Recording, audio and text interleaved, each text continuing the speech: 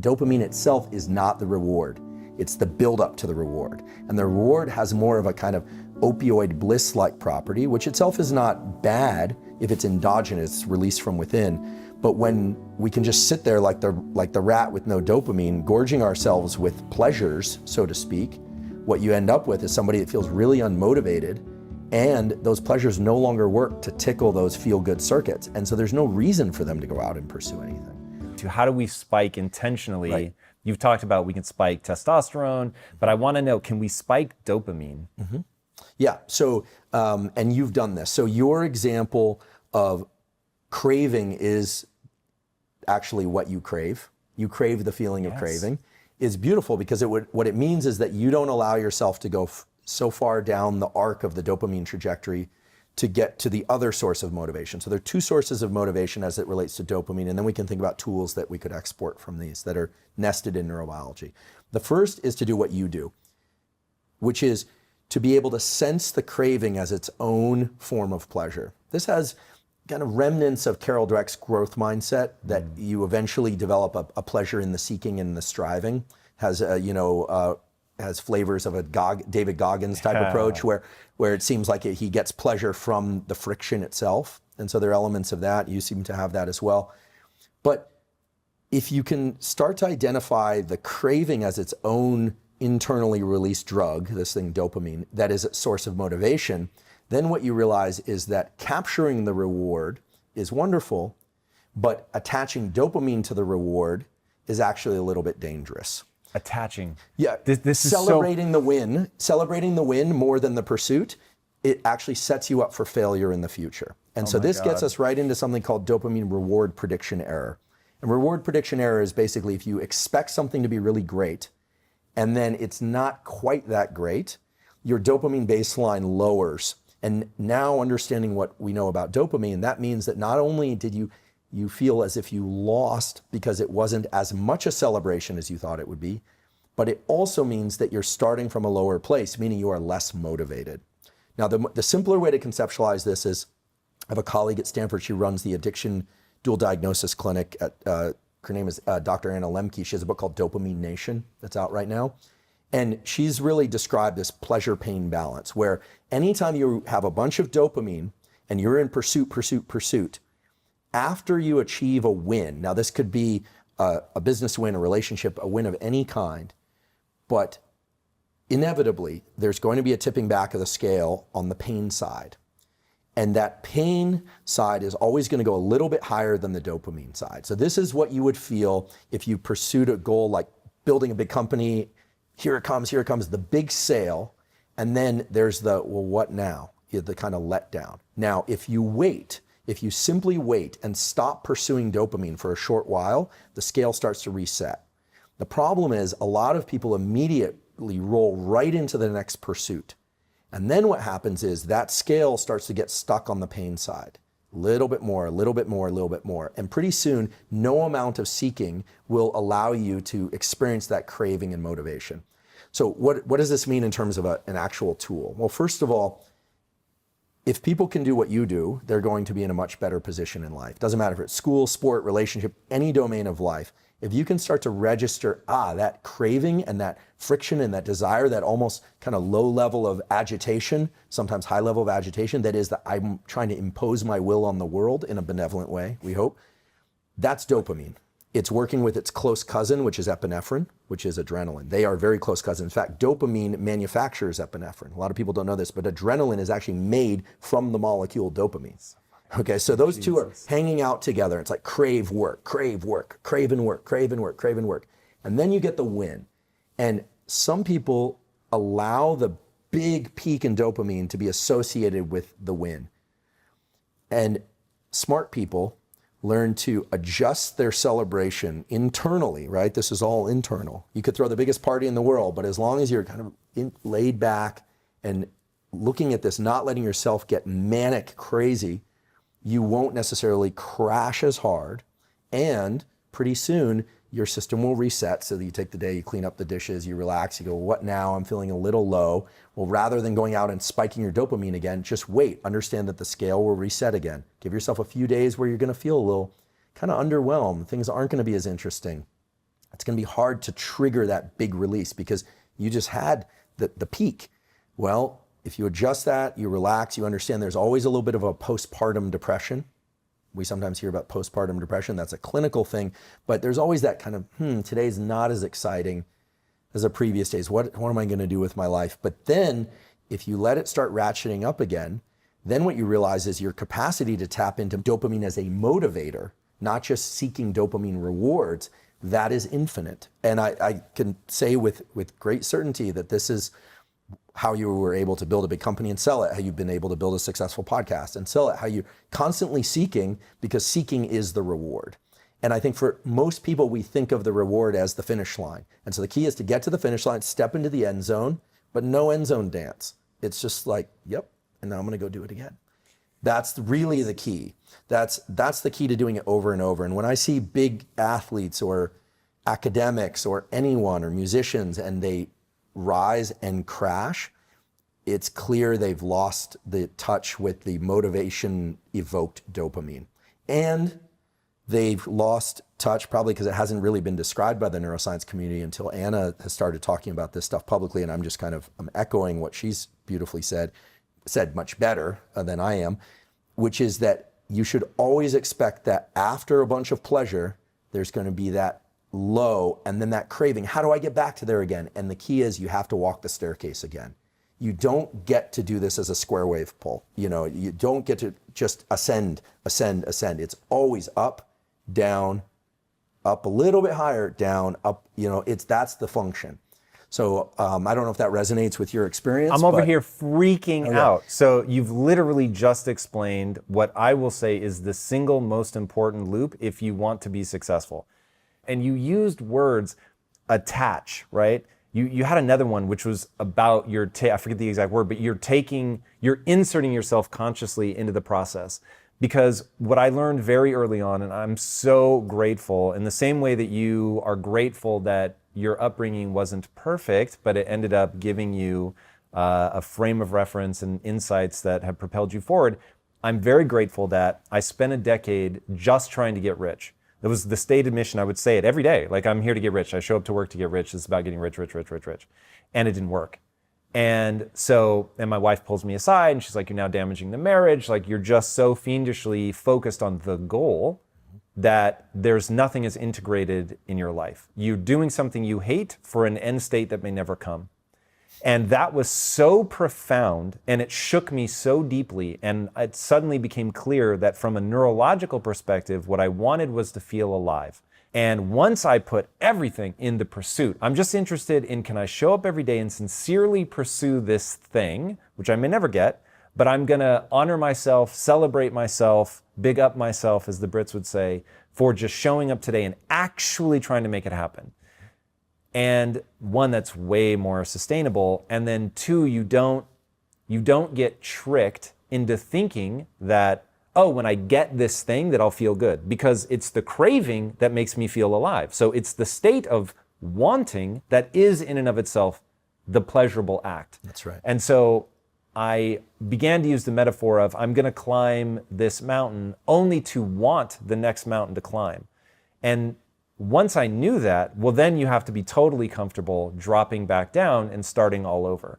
Now, the interesting thing, and I don't know if I'm fooling myself or if I have so integrated that trick, but the come down isn't hard for me. So I think my last day at Quest was a Monday, and Tuesday I started Impact Theory. And so that went from, I had 3,000 employees, your position matters, you get a lot of deference, you've got a privileged parking space. You know what I mean? Like, there's a lot of things that go into it. But none of like my reward system was tied to that. So it was very easy for me to start the next day with, there was only 7 of us and no one had time for any deference of any kind. And I went from having an EA, which you can't imagine how amazing that is, to not, and you're doing everything for yourself again. But that wasn't a painful thing because I was so focused on, all right, cool, this is step 1 again. And now can we repeat? Well, it helps if you can expect that there will be a little bit of a dip post-win or post-whatever. That's helpful. There's always a refractory period of any kind, so to speak. If you expect it, that's great because you eliminate the downside of the reward prediction error. Reward prediction error can also be conceptualized as, I tell you we're going to go to this restaurant, I keep building up the food. I actually raise the expectation and the requirement that that food be really spectacular. Better off I just tell you it's going to be pretty good and then you're wowed by it, right? Because if your dopamine was higher in anticipation than the actual food evoked, well then it makes sense why you're always integrating over the dopamine release you had previously. Now, there are a couple of things that you said in there that I want to highlight, which I find so interesting, and we can get a little bit Eastern philosophy, mystical here, but tie it back to some real neuroscience, which is, you said, that's the juice, the motivation is the juice. If you look at Eastern philosophy and they talk about qi, and this, what is that? I wager that is dopamine. The desire to pursue things and to create more of oneself and as a species, whether or not you decide to have kids or not, those circuits all use the one universal currency, dopamine, of wanting more things that are outside the confines of your skin. And that's what's driven forward evolution of individuals and families and cultures and our species as a whole. And again, the circuitry's been there for many, many tens, if not hundreds of thousands of years. And so it's highly conserved. And so what that means is that it doesn't matter if it's Bitcoin or Ethereum. It doesn't matter if it's putting rockets on other planets. It doesn't matter if it's building the first automobile. It's the same currency. So understanding those cycles is really key. The other thing is the element of pain. I think that understanding that pain and pleasure are in this really dynamic balance can also help us, which in the following way. Any pain that you feel, the longer day, the less sleep, the kind of agony that things aren't working, that power outlet doesn't work, or the internet is slow, whatever it is, the amount of pleasure that you will eventually experience is directly related, to how much pain you experience. So we know this from actually what nowadays would be considered quite barbaric and unethical experiments where they would give people electrical shocks and they would measure their response. And then they'd say, we're going to increase it. Eventually they get to the point where a shock that was previously very painful actually evokes a sense of pleasure. Now, you couldn't do these experiments anymore. These are not the experiments I do in my lab. These are older experiments.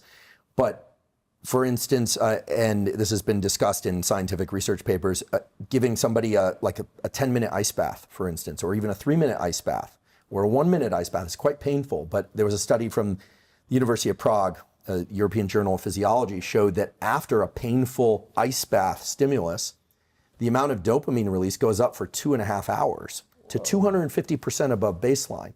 And that's not because the ice bath itself evokes dopamine release. A lot of people think, oh, cold water evokes dopamine release. No, pain evokes dopamine release after the pain is over. Yesterday, I tweaked my back because I do this stupid thing every few years, the same stupid thing, and it's really painful. And then you just remember all the ways in which you can't move around. I was like standing up this morning, I'm like, and just walking is so painful. As the pain has started to dissipate, you get a little bit of a high, right? You get a little bit of a euphoria. That's dopamine because of the degree of pain that you experienced previously predicts how much pleasure. So when you start a company down in the dregs and you're shoveling again, that's beautiful because that means that the win that you achieve is going to be as good or greater than the one you had previously, in your case with Quest. And so we go back to this example of the person that's not motivated, that can't get off the couch, that doesn't want to do anything. Well, this is the problem. Remember the rat experiment? They are effectively the rat with no dopamine, but they can still achieve some sense of pleasure by consuming excess calories, by consuming social media. And look, I'm not judging, I do this stuff too, right? Scrolling social media. If you've ever scrolled social media and you're like, I don't even know why I'm doing this. It doesn't really feel that good. And I can remember a time where you'd see something that was just so cool, or you'd see something online. I remember this when TED Talks first came out. I was like, this is amazing. These are some, at least some of them are really smart people sharing really cool insights. And then now that there are like a gazillion TED Talks, I remember spending a winter in my office when I was a junior professor, cleaning my office finally, and binging TED Talks in the background, thinking this is a good use of my time. Pretty soon, they all sucked to me.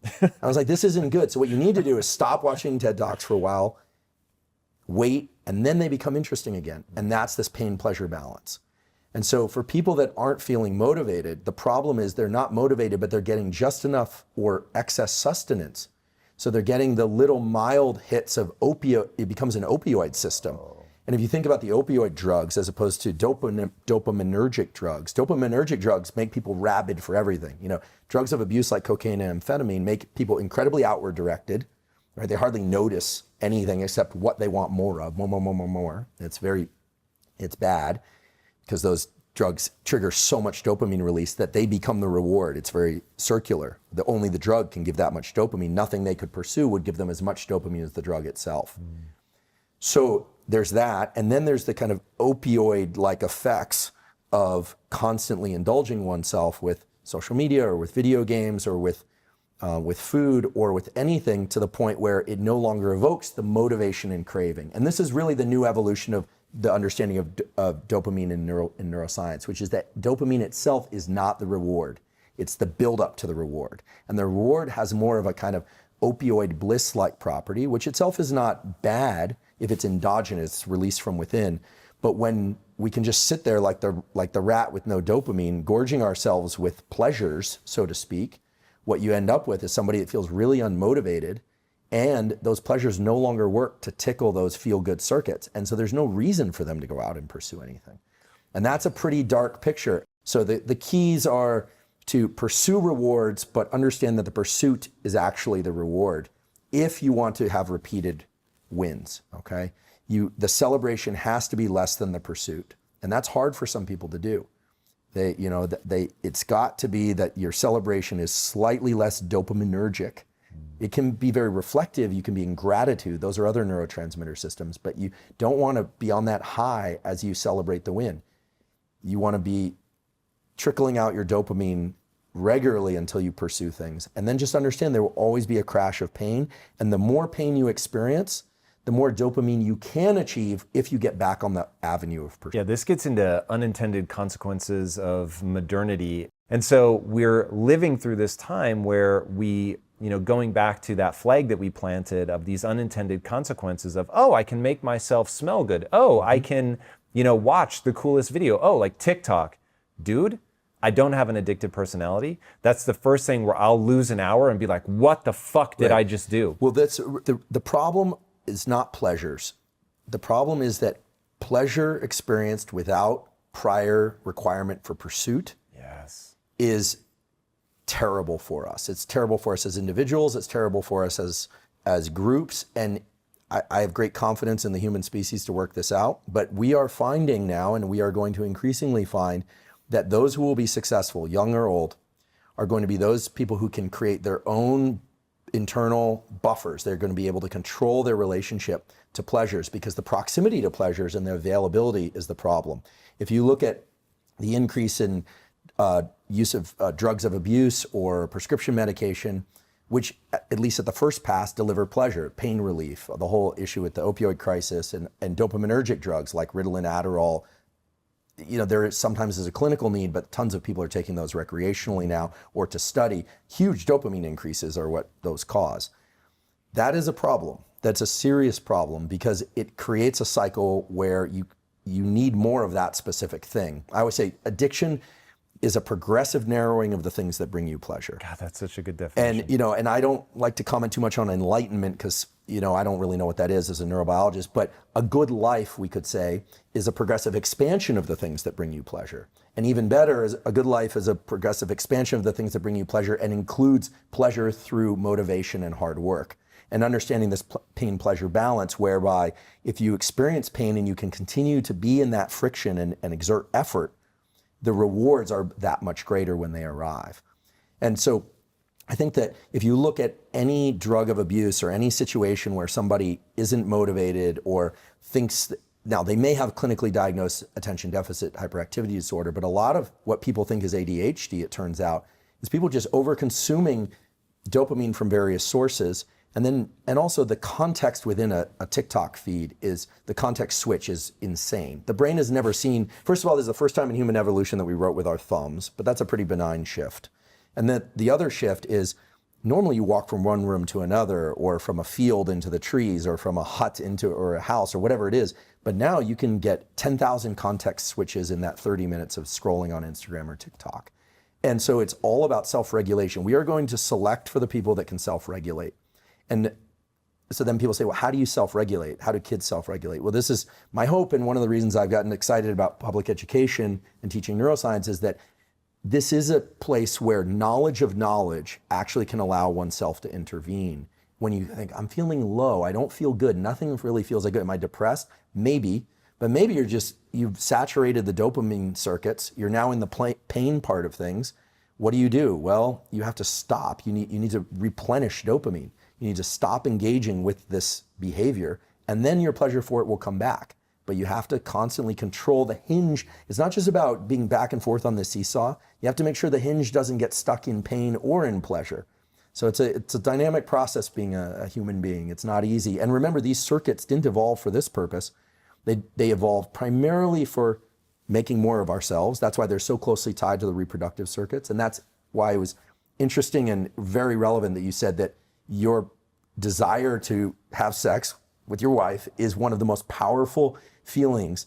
And it kind of, from a neurochemical perspective, it wicks out into all these other pursuits, right? Those other pursuits aren't about sex per se, but it's the same molecule. So the feeling is the same. It's just that for some people, the amplitude of that dopamine signal for craving sex is very high. For some people, that's lower, and it's higher for video games. Whatever you lean into and you think about often in these pursuits will start to reshape these circuits, because these dopaminergic circuits are tied to everything. There are examples of people getting addicted to the most incredible things. There are also examples of people getting very good but not addicted to chess, for instance. It's all the same general set of mechanisms. Yeah, you talked earlier about the knowledge of knowledge. And that was the big breakthrough for me at the darkest period of my life. I happened to grab a book. We talked about this briefly in our first interview. I happened to grab a book that talked about neuroplasticity, and they were hypothesizing maybe this is a thing. And that gave me hope, because I could imagine what was going on in my brain. And once I can visualize it, then I feel like I can insert myself into it. It's why I've gotten so interested in health, why I'm so interested in neuroscience. Is, for me, if I were sliding towards depression, I would do exactly what you're saying. I would assess that and be like, okay, wait a second. I know that I can insert conscious control. I know that this is a biological experience. And I'm obsessed with that idea that you're having a biological experience. And to me, there's some people that see the way the magic trick is done and it loses the magic. Then for other people, it's like you see that this is somebody that's spent 30,000 hours learning how to move their hands so that you don't notice that they just moved the coin, from this hand to this hand. It blows me away. I love magic. Before the pandemic, a friend took me up to the Magic Castle here in Hollywood, and there's some incredible stuff going on. Magic is actually really cool. We could, just as from a neuroscience perspective, magic, it's all about creating gaps in your perception. That's obvious, right? And when that happens, because the brain is so accustomed to the laws of physics, like objects fall down, not up, et cetera, when that happens, it clearly triggers the surprise circuitry. And that itself, that feeling of delight and surprise, is absolutely tied also to these dopamine circuits. It's interesting, though, that doesn't send us into terror. That people don't shriek and It depends on the magic trick. When I went there was this crazy trick that the guy did. He took out cards, and I was invited up to sit next to him. I signed my name on a card. Mm-hmm. I took the card. I tore it up. I put it in my pocket. And at the end of the show, we went through a series of things. At the end of the show, he took off his shoe and presented the card to me with the signature intact and the card intact. And that was my signature.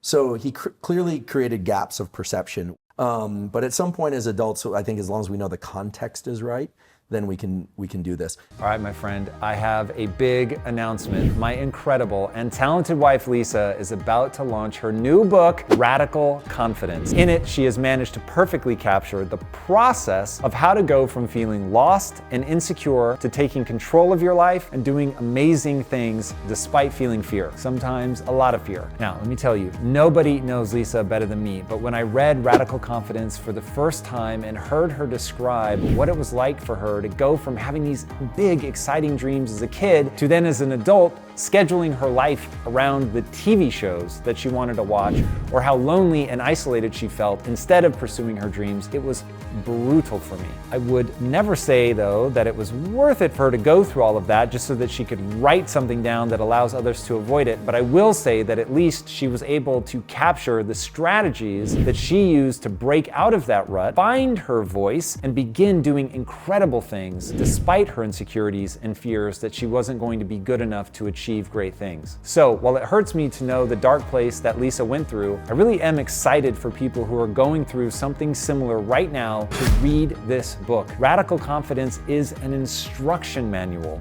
for how to become the hero of your own life, even when you're scared to death. Look, I know better than just about anybody how easy it is to get off track in life or to just not have yet found your calling. And it's even easier for people to feel so insecure and unprepared that they don't even want to pursue the things that they want. But what Lisa shows people in Radical Confidence is that the radical part is that you can accomplish extraordinary things even when you feel fear. That's what Radical Confidence is.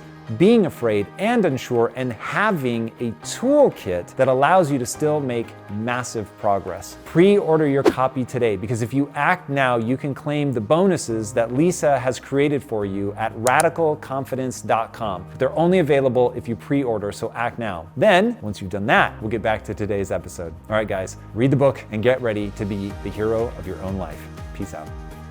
One thing that you've talked about that I think is along these lines, be interesting to see if they feel as related to you when you know so much about it. But for me, at a high level, these feel very related. Talked about somebody gets in a car accident, acetylcholine, if I'm not mistaken, is released. It says, fucking pay attention to this, pay attention right now. And it basically responds to peaks and valleys. So if something really bad happens or something really good happens, it's present. You begin to hardwire the association of whatever emotion is with that thing. And so if you have something, a traumatic event or whatever, and you now see something as very negative, you can actually flip that by getting in a state where you're secreting acetylcholine again, and now in a positive, right? So that you can feel good about that thing. So how do people take control of that process? So if you've been in a car accident and you now have this negative association with driving, how do you grab a hold of the production of acetylcholine? How do you reframe? Yeah, so it's great you're mentioning acetylcholine. So acetylcholine is the neurochemical that we want to think about anytime we're talking about neural plasticity, and in particular, attention, high attentional states. So everyone knows that the brain is very plastic early in life. So from birth until about age 25, you can learn so much, for better or for worse. I always say the downside is that early in life, you have less control over your life circumstances, but your brain is very plastic.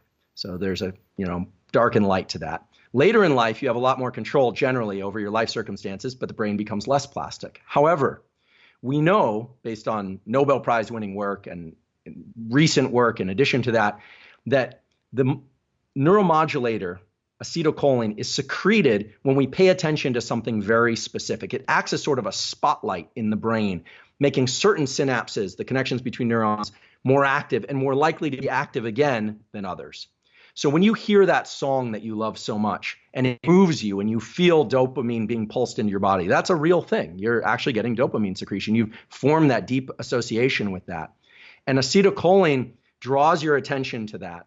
And that song is essentially wired in a very indelible way into your nervous system at multiple. You can probably, even with certain songs, you can feel your body start to energize because, of course, the brain, through connections with your muscles, controls your body. So for things that are traumatic or negative, what we're really talking about is neuroplasticity that's focused on unlearning. And most of the therapies for this, whether or not it's EMDR, eye movement desensitization reprocessing, or it's traditional psychoanalysis and psychotherapy, or it's somatic embodied release, big, Kundalini breathing type, almost all of those are designed to do something, which is to bring the person, or you bring yourself, into a state of heightened alertness, right? You can't do this stuff when you're sort of half asleep. Heightened alertness, and then focusing your attention on the traumatic or negative event. This is the way that it works. And then pairing that with something new. Traditionally this was done with things like NLP or in talk therapy, where people would feel the positive relationship with the therapist. That was kind of the main rationale. in association with this very traumatic, sometimes even, shameful type events. And the idea is that you would simultaneously have those two experiences, the negative one and the feeling of safety, and you would rewire those circuitries. I actually believe that can work, but it can take a lot of times. It can take a lot of visits to the therapist, which is not to say it's bad. It's just not everyone has access to those resources. Things like eye movement desensitization reprocessing, simply moving the eyes laterally while recounting these negative events. The woman who devised this figured out that somehow when people recount these traumatic experiences, when they're doing these lateralized eye movements, not vertical eye movements, they somehow separate out the negative emotions. And I thought for years, people would ask me about this stuff, Tom, and I thought, this is ridiculous. First of all, I'm a vision scientist and I work on stress. It's like, there's no way. And then I really ate my words, because 4 papers, 2 in humans, 2 in mice, and then a 5th paper published in Nature, which is kind of our Super Bowl of scientific publishing, showed that these lateralized eye movements quiet the amygdala. They actually suppress activation of this threat detection center in the amygdala. And why would that be true?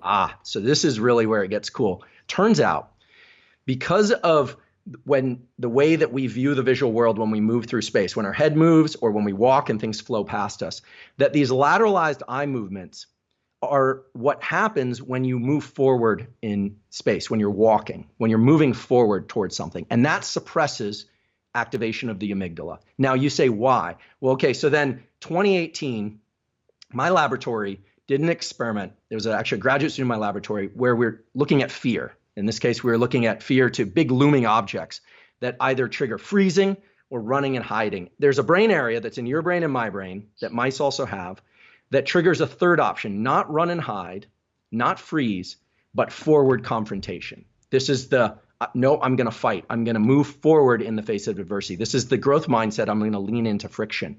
And it turns out that this circuit is linked to the dopamine reward pathway. When we move forward in the face of a threat, and obviously we want to do this in healthy, adaptive ways, we suppress activity of the amygdala through physical action of moving forward, and there's a signal sent to the areas of the brain that control dopamine reward.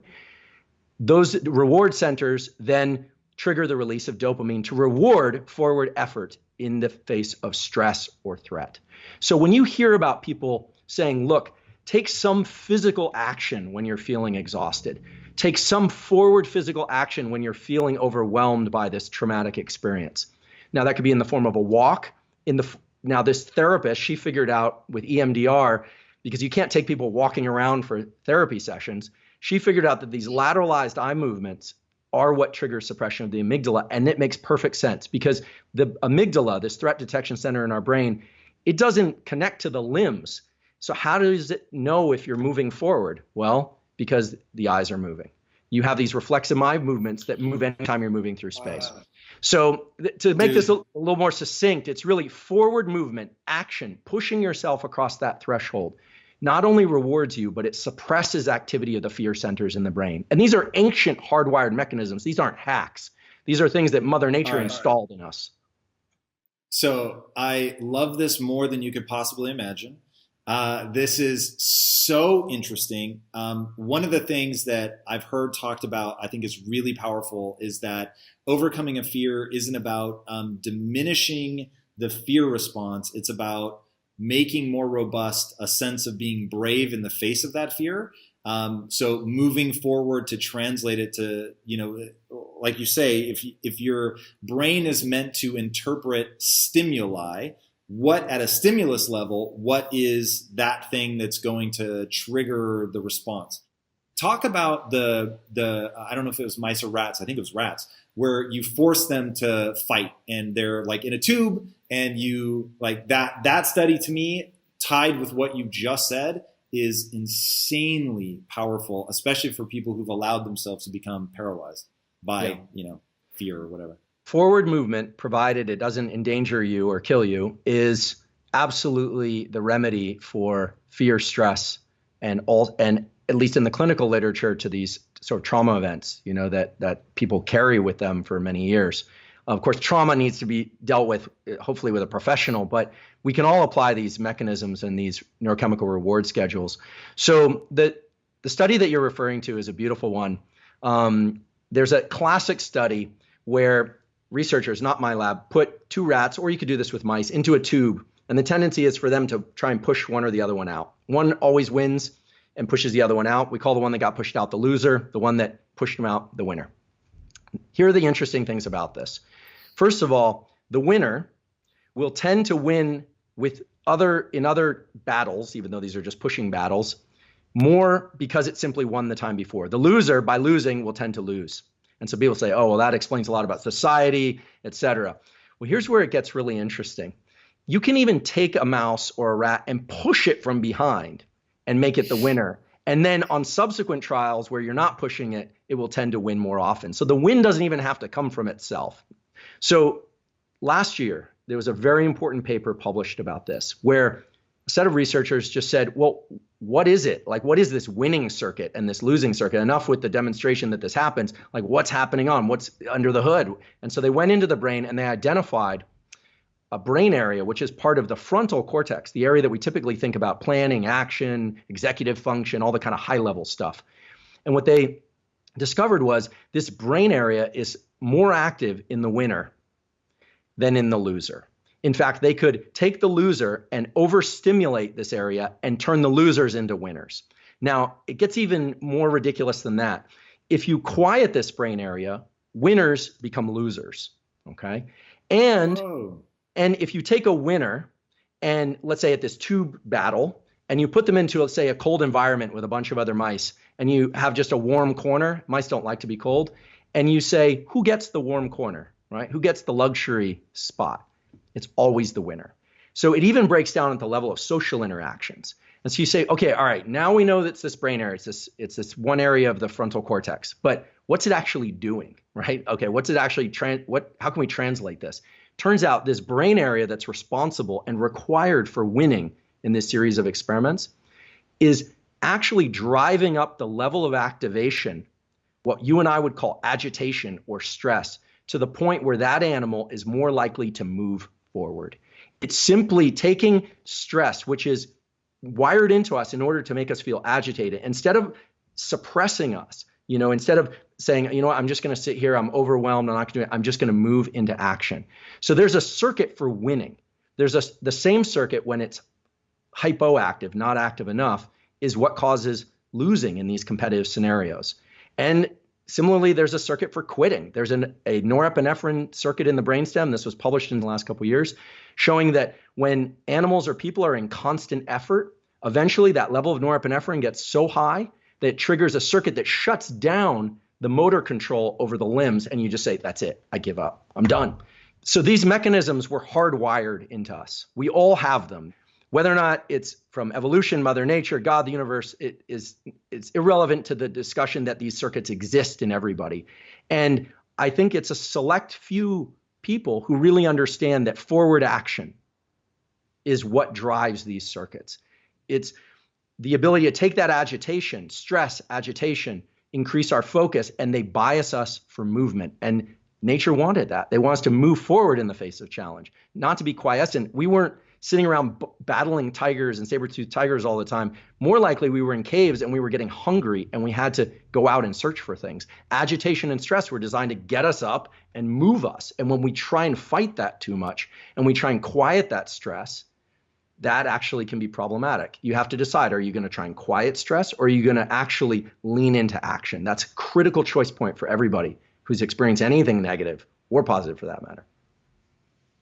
Dude, that is so useful in terms of getting people to understand how to get themselves out of it. And this goes back to this notion that your thoughts are ultimately a choice. Like, you get to decide what you think about. And when you understand that you're living in this VR environment and that there are things like simply moving forward is going to make you feel entirely different, that you're being essentially manipulated by evolution, by nature, or however you want to think about it, to get you agitated enough to go out and do the things you need to do, but that it has this just feedback loop of how it makes you feel about yourself, that winning begets winning and losing begets losing. But it isn't like at some sort of grand, untangible level, that it's happening at the level of neurochemistry, that there are regions of the brain that are designed for this. So how can somebody begin to turn things around in their life? Because I know one thing that people really struggle with is they have this negative voice in their head that's just playing this loop.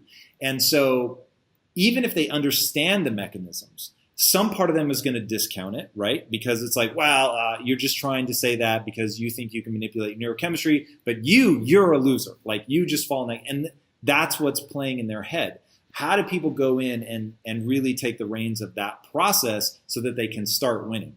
Yeah, great question. So, I'm never going to argue that we can subjectively control all of our experience, because there's some things that just genuinely suck, right? And it's important to register those not so great events or terrible events, because they can drive us also. We can be driven from a place of anger, frustration, and revenge, or we can be driven from a place of, love, gratitude, and et cetera. I'm not here to judge which one is better or worse, but the nervous system doesn't distinguish between them. So if you're the kind of person that needs to, kind of budge yourself into something, great. If you're the kind of person that wants to do things from more of a warm, fuzzy feeling, that's fine too. What I will say is this: the ability to tap into this dopamine reward system, which is activated anytime you're in pursuit of something that's outside the boundaries of your skin and literally the boundaries of your body, as well as the reward system, the serotonin oxytocin system, which is really about the things that are contained within your own body and immediate experience, things like gratitude and, touch and comfort and things like that with loved ones. The ability to tap into both is crucial. Now, you said something really important, which was, negative thoughts. What to do? I don't believe that it's very easy to suppress negative thoughts. However, when you realize that thoughts can be deliberately introduced, you can start replacing negative thoughts with new types of thoughts. So you can always add something in. But when people start to realize that thoughts are very much like physical actions of reaching and picking up a glass of water, or taking a jog around the block, or typing an email perfectly. This is something I sometimes do because I struggle to do the perfect email. Not all my emails are perfect, but when I do one, I make sure that I complete it and I think, okay, it's possible. It's not because the email being perfect is so important. It's because I want to remind myself that my thoughts and my actions are essentially the same. The nervous system can organize thoughts. So for somebody that's struggling, we have these examples like, oh, they were really back on their heels, or they were so depleted, no money, and all this stuff. What are they going to? We have so many examples like that. But in trying to make it actionable, it's really about saying, yep, that's all true. But I'm going to introduce a thought, which is, I made it through today. I made it through today, and that's actually worth celebrating at a micro level. So if you can give yourself dopamine rewards in small increments, right? You're not trying to celebrate that you made it through one day. Sometimes that's a huge feat, but most of the time, you just want to dose yourself with a little bit of that internal release of dopamine. You start rewarding incremental steps. And if there's anything that your listeners could take away from this whole thing about dopamine and reward schedules and being in movement, it's reward incremental steps, in particular, incremental steps that are about forward action. So maybe that's writing an email. Maybe that's that run around the block. Maybe that's something much grander for you. As you get better at things, right, the stairs get further and further away from one another because you've achieved more success. And so they tend to be, you have to take the rungs on the ladder further apart, so to speak. That's a time when you really need to implement not only the dopamine rewards, but also those serotonin and oxytocin rewards, et cetera. So to make it actionable, I would say, remember, don't spend so much time trying to suppress negative thoughts. If you need trauma therapy, pursue that with a professional. But if you have negative thoughts, just remember, I can also introduce positive thoughts the same way I can control running around the block. Positive thoughts are the equivalent of forward physical action. And if you reward them internally, you buffer yourself against the quitting circuit, this norepinephrine circuit we were talking about before. You are building a stronger version of yourself completely between your own ears. And some people say, well, that's silly. It's like you're saying, oh, I'm going to jump up and down, reward myself for doing nothing. No, you're building the neural circuits that you can control self-reward. And in doing that, you can push through days and weeks of effort consistently. I don't mean necessarily all-nighters, but you can push and push and push. My career is one that was made over 2 decades. It wasn't, we had our big, peaks, and we had a lot of valleys, but learning to control these rewards is absolutely key. And I know you've done this too, Tom. It's like, the huge wins are great, But it's really about rewarding these increments so you can keep going another 30, another 40 years, 50 years, 100 years, if that's how long, if David Sinclair has his way, we'll live 100 more years, all of us. So. Yeah, if people learn to tie things to the process, then they've got a real shot. The success is not guaranteed, but the struggle is, right? So if you are able to get to the point where you get excited about the learning process, you get excited about trying something even if you fail, that if you can associate in your own mind that I feel better about who I am because I tried this thing, then it begins to stack, because even the failures become something that you learn. And so you actually have made some progress because you took action, because you tried something. And now understanding, some of the brain mechanisms around it, it really gets super powerful. One thing about dopamine that I just want to make sure I mention, and based on something you said earlier, is that one interesting question about the brain is just asking the question, how do we segment time? How do you know that this podcast obviously has a beginning and a middle and an end, but how do we segment time? And so there have been some beautiful experiments done recently showing that, for instance, if you're watching a sports game, regardless of whether or not your team scores, like let's say basketball goes down court, let's say they miss the 3-pointer and then it's a close game, there's a little blip of dopamine that says that was one segment of time. And so dopamine is a big way in which we segment time. The other way are blinks, believe it or not. What? Yeah, that every time we blink, this is a paper published in Current Biology, every time we blink, we reset our perception of time. That one I understand more, I guess, than the dopamine. Why would dopamine be involved in time? Perfect question. Turns out that the frequency of blinking is set by the baseline level of dopamine in the brain. Yes. So when people are wide-eyed with excitement and they're not blinking very often, or someone is on a drug that kicks out a lot of dopamine, they hardly ever blink, their pupils are huge. They are actually not segmenting time in a normal fashion. Whoa. And so much of your life, in retrospect, is segmented by those peaks in dopamine. Those mark key events in your life. When you met your wife, all the segments of your life are noted by peaks in dopamine or the way that you happen to conceptualize dopamine. And so also people who are depressed are often very focused on the past. Naturally, they default to ruminating on the past. When you adjust people's dopamine levels to healthy levels, they start becoming more forward thinking and more present. And so there's this relationship between blinking and time perception, dopamine and blinking.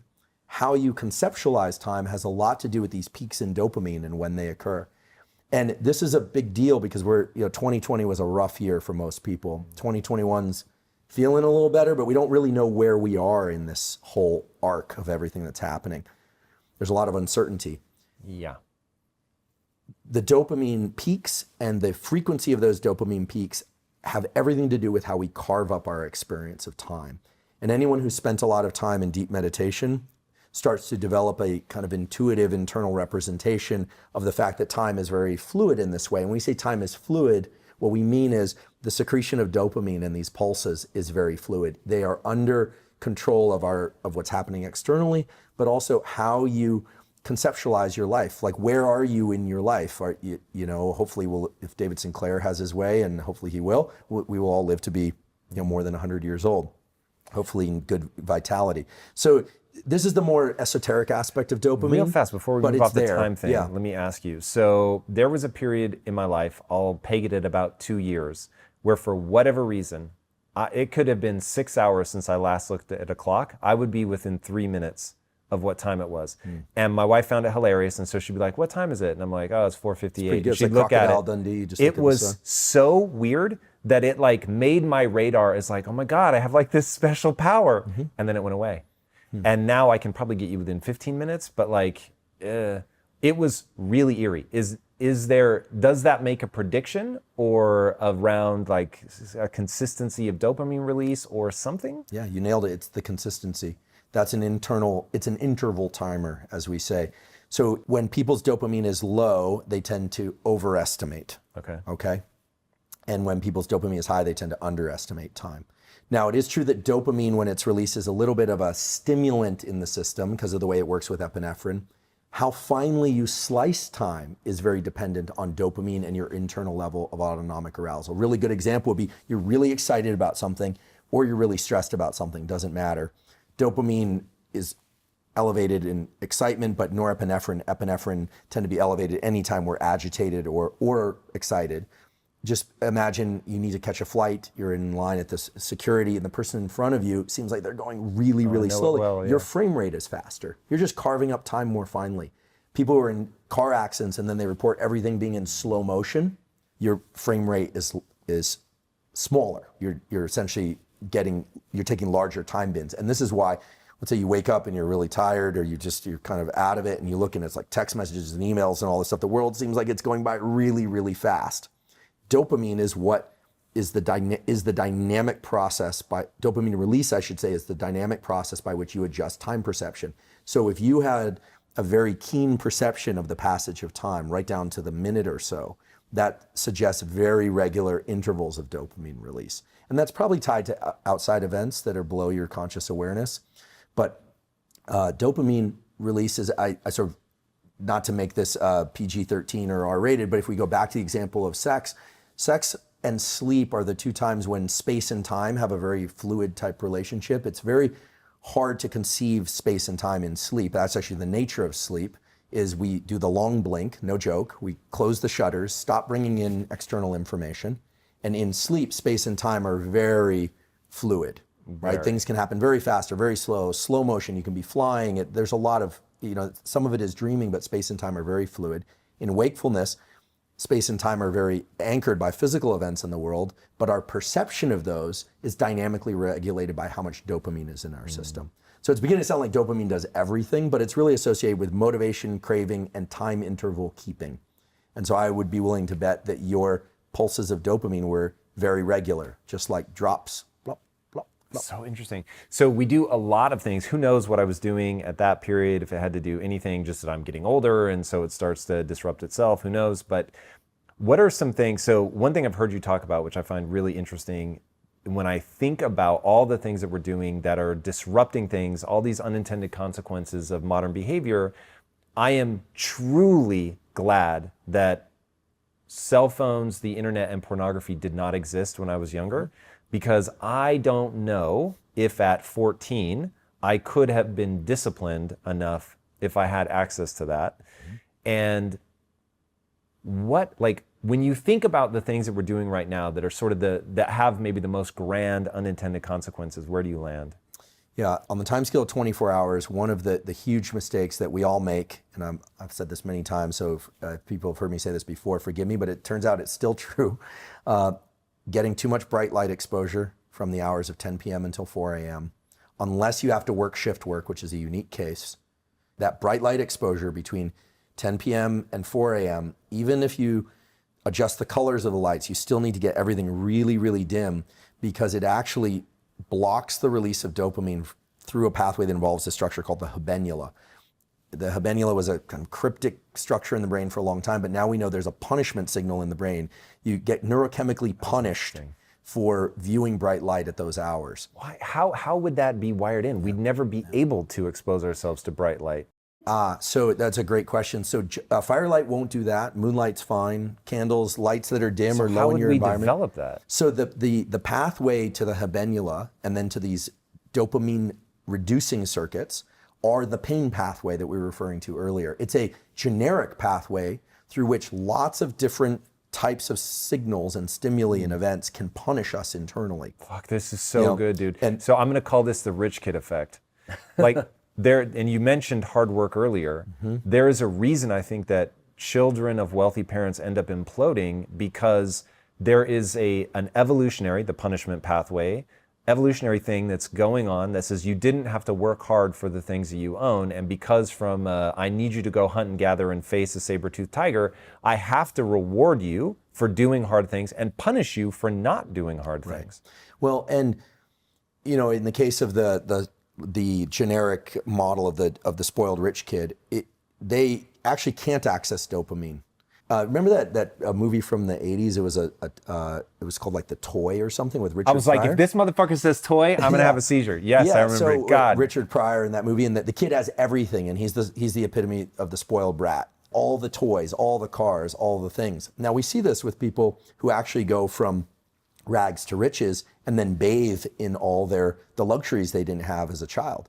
These are often the athletes that don't go on to perform well again. These are people that crash because of other dopamine-seeking behaviors. I'm not going to call out names, but there are far too many examples of these. And I don't call out names mostly because we are all capable of this. We all would like to think that, oh, if I had all that money or if I had all that success, I would really be a good human being and I wouldn't do those things. Any human being that is immersed in these dopamine circuits too much, or who gets too much pleasure without having to pursue it first and really work and actually experience pain, pleasure, ratcheting back and forth along that climb, because it wasn't just dopamine like this for you. It was probably pain, pleasure, pain, pleasure, pain, pleasure, pain, right? They're always proportional to one another. So anyone that does that, it has a tremendously hard time accessing pleasure. They can't do that. And we often think about the extremes of addiction, and those are really severe. But we also have to think about the more subtle forms of something we really love, but indulging in it just a little too often so that it no longer has that edge. There have been really good studies of people who jump out of airplanes with parachutes. I'm sure it's a lot of fun. It looks like a thrill, but people do it over and over and over again, often die doing other things. They often become drug addicts because it's a huge high. Oh yeah, a lot of that. Interesting. And there are a lot of examples of this. I mean, you can get addicted to anything. The key is to regulate that behavior. So you asked what should people do? Well, certainly I'm trying this now, and I have some good examples. Some young people I know and work with are taking breaks from not just social media, but no cell phone whatsoever. I'm actually trying an odd experiment, which is for the first hour of every day, no phone.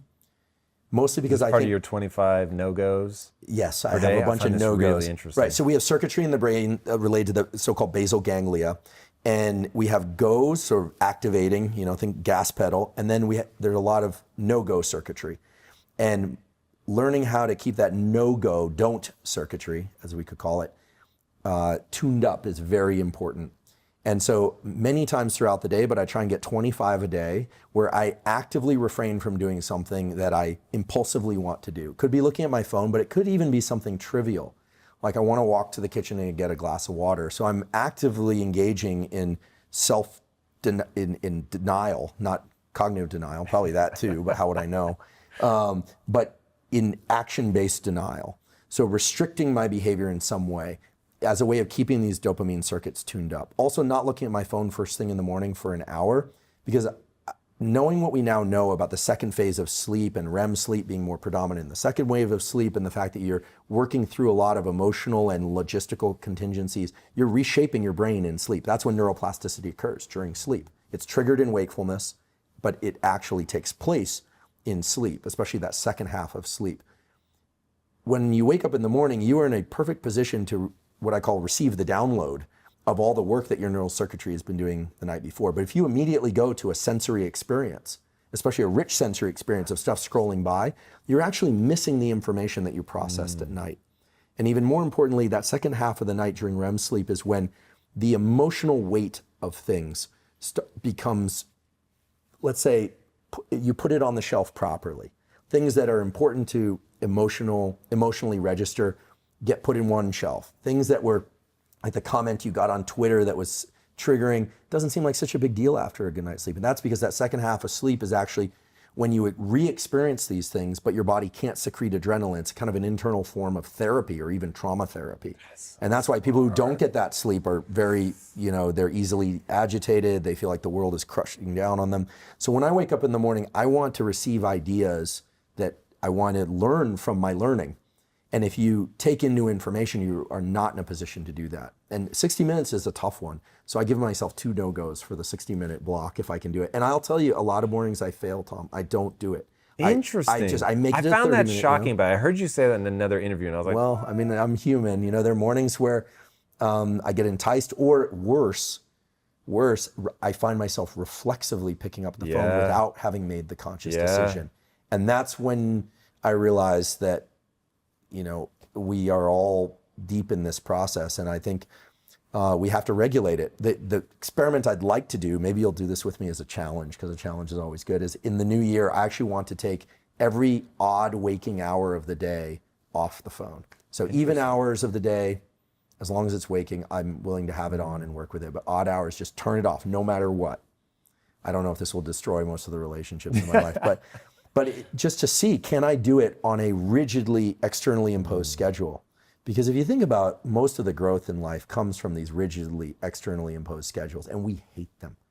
But they are where we learn restraint. Dude, this is so important. I don't know if I hate them anymore. So people will often ask like how I do this, that, or the other, whatever it is. Like, Tom, how do you, so I work 93 hours a week. That's like my average. That's your average? So, Tom, why do you work 93 hours every week? And the answer is because 93 are joyful and 94 wouldn't. And when I start working more than that, it usually means that I'm juggling so many things that my brain seems to be using sleep as a way to track some of them or something. Yeah. So I find myself waking up a lot. Now, I have a trick that allows me to fall back asleep very fast, but it's still not as restful as just sleeping through the night. What's the trick, if you don't mind me interrupting? I don't at all. So I have 2 pairs of AirPod headphones, and I put them in, and I put them on a fiction book. And I turn the volume down such that if I don't put a little bit of pressure on my ear, I can't make out what they're saying. So as soon as I drift off, the pressure releases, and I can still hear that noise is being made, but I can't track it. And so I'm usually out probably in about 3 minutes. Wow. That changed my life in terms of when I get stressed, I can still fall back asleep. Such a great skill. And just reflecting on what you use, that murmur in the background and this kind of low level, I can't quite detect it, is actually the way that your brain detects things as you're falling asleep. So I wonder if you've triggered your circuit to run in reverse, where you actually can send yourself back under. What it makes me think is that I can't process the problems and listen to a story at the same time. And so my brain clicks over into story mode and is like, oh, we're digesting this story.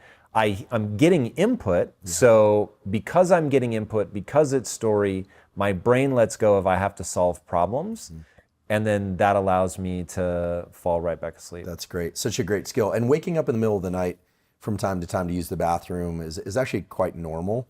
And some people are really obsessed by the fact, oh no, I woke up, and then they get triggered. But I learned this last year, that the peak in our alertness is actually about 90 minutes before our natural bedtime. And a lot of people, they reach the point in the evening where they're ready to go to sleep, and then they feel all this, excitement and surge of energy, and they think, oh no, I'm not gonna be able to fall asleep. But that's actually a natural surge that's followed by a dip. A lot of people also have the trouble of waking up in the middle of the night and wondering why they can't fall back asleep. This is dreadfully hard for a lot of people. I struggled that for years. Yeah, and one of the solutions is to go to bed earlier, because it means that your melatonin is starting to get released early in the evening. And so we all have the natural ability to push to stay up later if we really need to. This has obvious adaptive utility. But some people who should go to bed, quote unquote, should go to bed at 9 or 10 p.m., they're pushing to 11 or 12, and then their melatonin signal is starting to drop off. Now they can't fall asleep, or they're waking up at 2 or 3 in the morning and they're in trouble. But it sounds like you've hit the right schedule. 93 hours is an impressive output. Yeah, that's a lot of years of making an obscene amount of mistakes. And to close the loop on, so people, how do you accomplish X, Y, Z? And the answer is partly rules. So you have to be obsessed with your goal, right? So for me, that's all obsessions start with a goal. What do you want? Is that thing exciting and honorable? Assuming it's exciting and honorable, there's ways to create feedback loops, which is largely what we've been talking about today, about attaching the dopaminergic response specifically to the pursuit of that thing rather than the having it.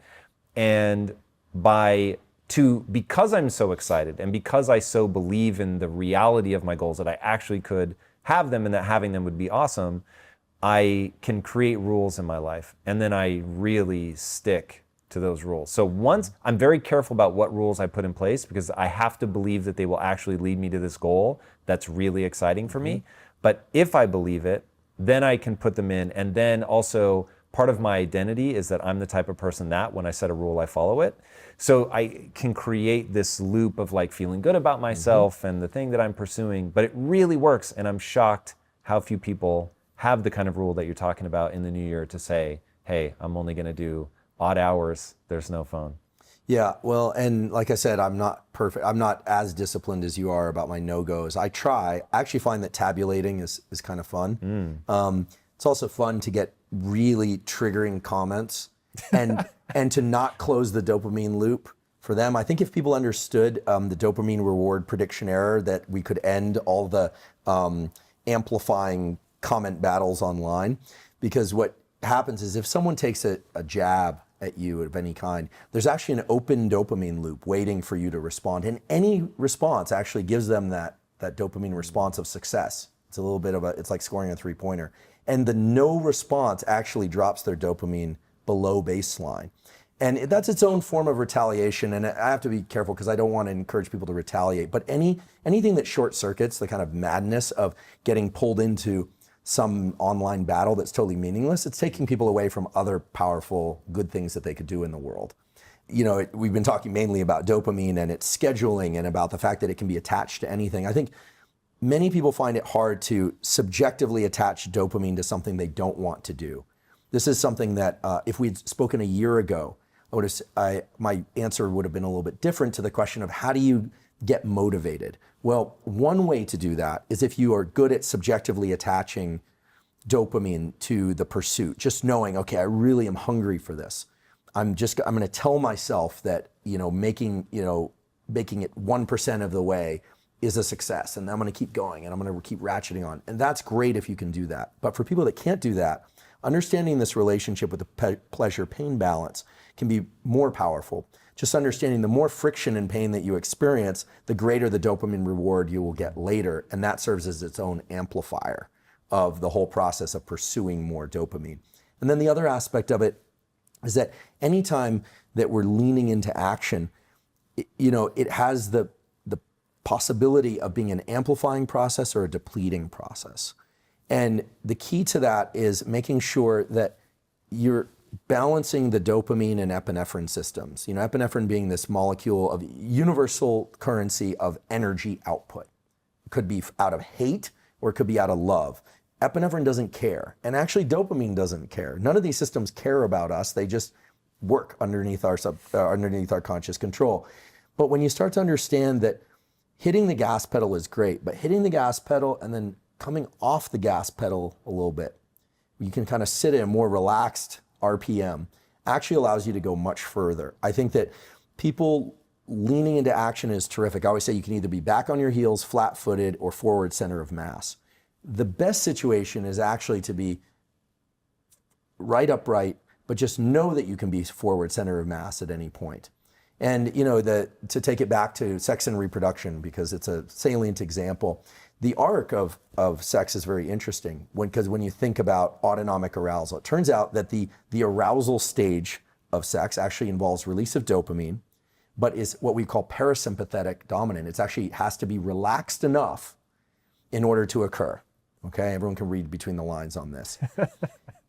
Orgasm is actually I don't want to say full blown. It is a sympathetic nervous system driven response. It's identical to the stress system. It's driven by the same neural circuits as stress. That's so weird. And then what comes afterward?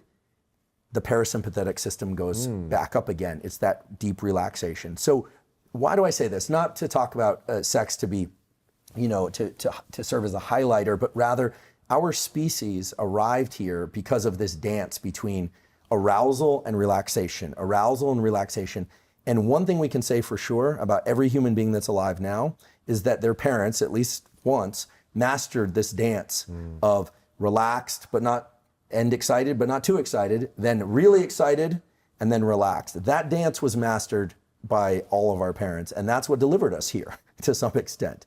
And so what this means is that all the neural circuits, from the ones that led to our conception to the ones that lead to us pursuing goals, have this balance. It's almost like a seesaw, right? There's activation and calm, and it's that dynamic process that's important to master in every endeavor. So we use sex as an example, but in pursuit of goals, you have to learn how to pursue short-term goals, and like the goals within the day, make a cup of coffee, and long-term goals. And when I said dopamine is what's setting your time perception, it's an interval timer. What you're saying is, it's like the 2 marshmallow experiment done at Stanford, defer the dopamine, and actually, if you can, turn the weighting into the dopamine, and then You can extend out the reward for, waiting for the second marshmallow 15 minutes later, et cetera, et cetera. And there are many, many examples of this in the psychology and neuroscience literature. And I would say finally, in 2020, we finally as a field got a clear idea of how dopamine is really working. Because before it was all about work, dopamine hit, right? Sex gives you a dopamine hit. The internet gives you a dopamine hit. What we didn't realize is that repeated engagement with these things leads to dopamine depletion, and that the pain and pleasure balance is always at work. Hello, my friend. You know that I believe success requires you to see failure as the ultimate learning tool. Success requires you to be disciplined and gritty and to never ever quit on your dreams. I say all of that because one thing is certain: the road to achieving your goal is not smooth or linear. I wish it was, but it's not. It's gonna be bumpy, sometimes scary. Some days you'll take 2 steps forward and slide 10 steps back. And that's why success also requires you to know how to pull yourself out of a rut and get unstuck fast. Life is short.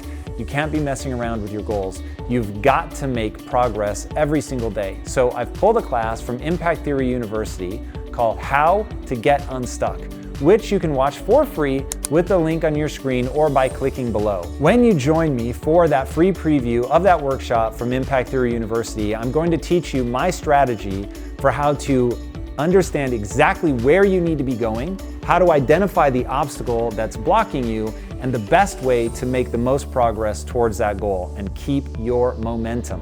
All right, click that link and let's get to work. All right, I'll see you on the inside.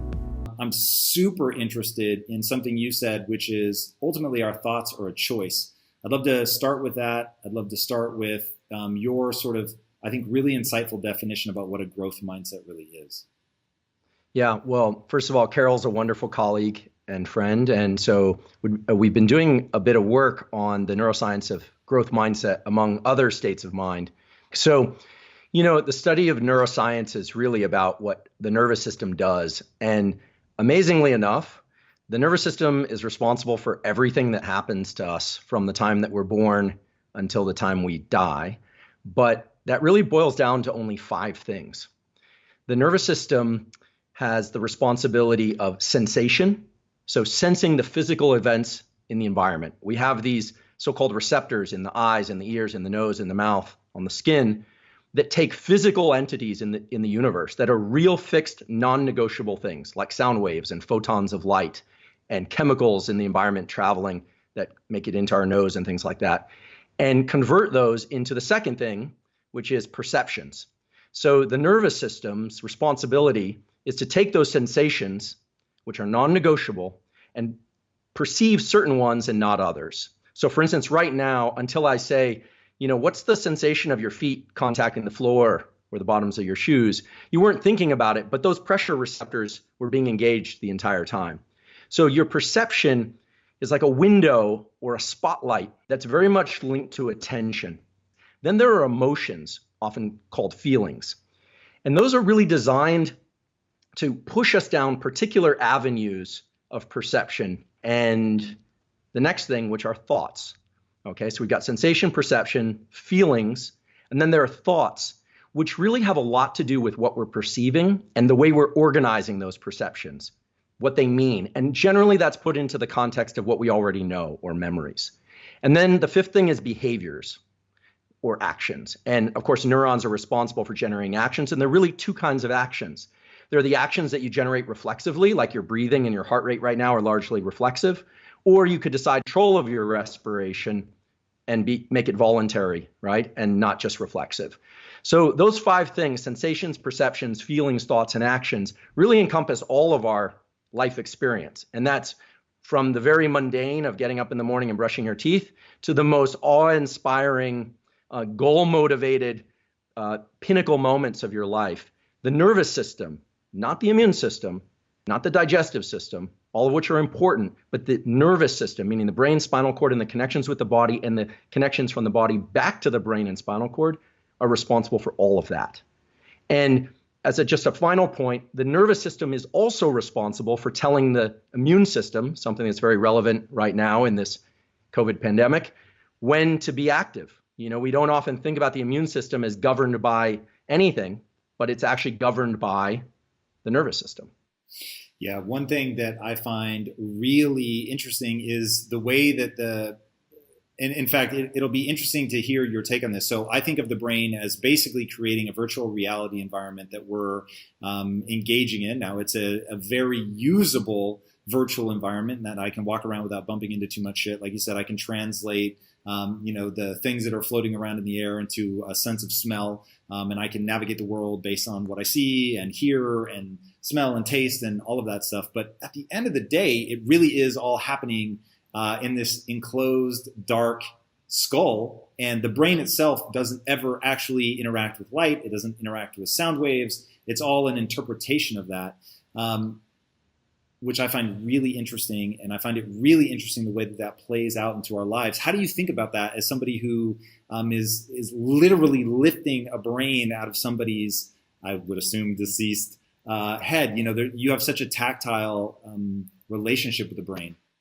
Yeah. So you said something really important, which is that, we're essentially just this collection of cells, and yet everything is organized in this almost video game virtual reality like version of the world. So the way that neuroscientists think about these sorts of things nowadays is in the following way, that you're absolutely right, Tom. Everything about life experience is an abstraction. And the brain has a language. It's creating an abstract representation of everything that's out there in the world. Everything. And that might seem sort of obvious to some of your listeners, but when you think about it, that's perhaps one of the most interesting and profound features of life in general, the galaxies, any organism, because somehow your abstractions and my abstractions and the abstractions of the brains of all your listeners are able to converge on some common meaning, at least in many cases, about what these words mean or what different events in the natural world mean. Now, objects fall down, they don't generally fall up. So there are some rules that we learn very early on that are obvious, right? But there's some other rules that are less obvious that come about when we start thinking about things like growth mindset and what's rewarding, what is punishing, what it means to lean in hard to a problem, or what creativity is. But I want to just mention there's one exception to all this, which is very interesting, and it happens to be the one that my lab works on, so I am biased in this regard. But there's one piece of your brain that is outside your skull. In fact, you have two. The rest of your central nervous system is inside your skull and spinal cord, except lining the back of your eye is the neural retina, which is 3 cell layers thick, meaning it's about as thick as a credit card. And the neural retina is not attached to the brain. It is brain. The cells in the neural retina were deliberately placed during development. They got pushed out of the skull and deliberately to sense light events in the environment, and not just the shapes of things and what's moving around out there, but fundamentally to tell the rest of the brain and nervous system when to be alert and when to be asleep, based on how much light is in the environment and the quality of that light.